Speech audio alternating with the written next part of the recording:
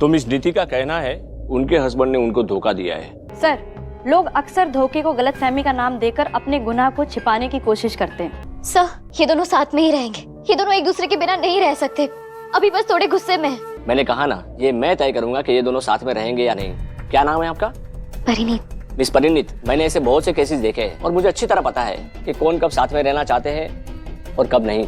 Understand? हमें पहले ये देखना होगा कि इस इश्यू का रीजन क्या है। रीजन सिर्फ एक है सर, मेरे हस्बैंड ने किसी और लड़की के लिए मुझे धोखा दिया है। ये जो लड़की यहाँ खड़ी है ना, परिणीत, जो सबके सामने मेरी वेल विशर होने का दिखावा करती रहती है, आजकल मेरा हस्बैंड सिर्फ इसी की बातें सुनता है और इसी की बातें समझता है। Please stop it. देखा आपने?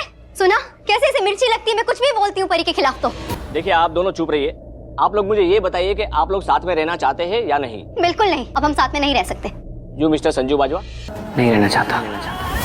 राजीव ने नीति को किया अपनी और परी की शादी के लिए इनवाइट। नीति के उड़े होश। भाई अब तो लग रहा है कि जो राजीव और परी है वो साथ हो जाएंगे, एक हो जाएंगे, क्योंकि यहाँ पर अब नीति का सारा प्लान खत्म हो गया। हमने देखा था ना किस तरीके से नीति ने प्लानिंग की थी परी को मरवाने के लिए। फिर उसने जो पार्टी होती है राजीव की बॉस की, वहां पर भी उसकी बहुत ज्यादा इंसल्ट की थी। और यहाँ पर राजीव ने ये भी कबूल लिया था कि भाई परी जो है ना वो मेरी पत्नी है, पहली पत्नी है, और अब मैं तुमसे कोई मतलब नहीं रखना चाहता। जिसकी बात भाई परी के कहने पर वो गया भी था नीति के पास उसको मनाने के लिए।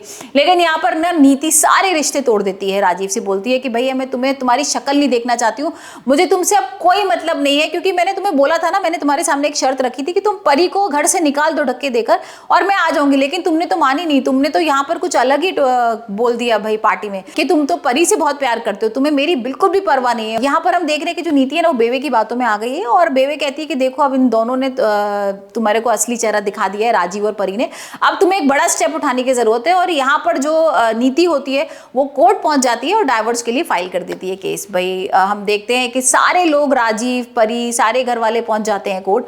और यहाँ पर जब वकील पूछता है कि भाई आपको सच में देना है, डाइवोर्स देना है नीति को, तो नीति कहती है हाँ मैं अब इस आदमी से बिल्कुल भी मतलब नहीं रखना चाहती, मैं इसकी शक्ल ही नहीं देखना चाहती और मुझे तो आज ही की आज डाइवोर्स चाहिए। और फिर वकील पूछता है राजीव से, तो राजीव भी कहता है नहीं मुझे अब इस लड़की से कोई मतलब नहीं है और मैं इससे कोई मतलब नहीं रखना चाहता, मैं भी डाइवोर्स देने को तैयार हूँ।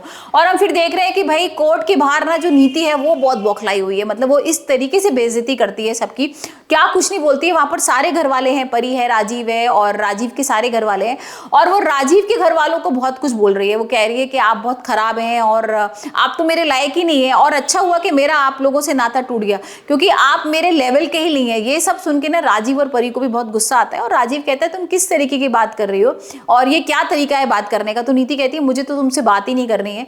और फिर ये सब देखकर ना भाई राजीव कर देता है परी को प्रपोज, और राजीव कहता है कि भाई परी मैं तुमसे शादी करना चाहता हूँ, और राजीव कार्ड भी छपवा लेता है। और आपको बता दूं कि राजीव वो शादी का कार्ड लेकर अपनी और परी का जाता है नीति के पास, और नीति उस कार्ड को देखकर ना चौंक जाती है। मतलब उसको समझ में ही नहीं आ रहा कि भाई ये क्या हो गया, क्योंकि उसने सोचा था कि ठीक है मैं डाइवोर्स दे रही हूँ, तो शायद अभी भी उसको उम्मीद एक अंदर से थी कि भाई शायद राजीव मेरे पास आ जाएगा और परी को घर से बाहर निकाल देगा। लेकिन यहाँ तो कुछ उल्टा ही हो जाता है, यहाँ तो ये दोनों शादी कर रहे हैं, जिसे देखकर ना वो बिल्कुल बौखला जाती है।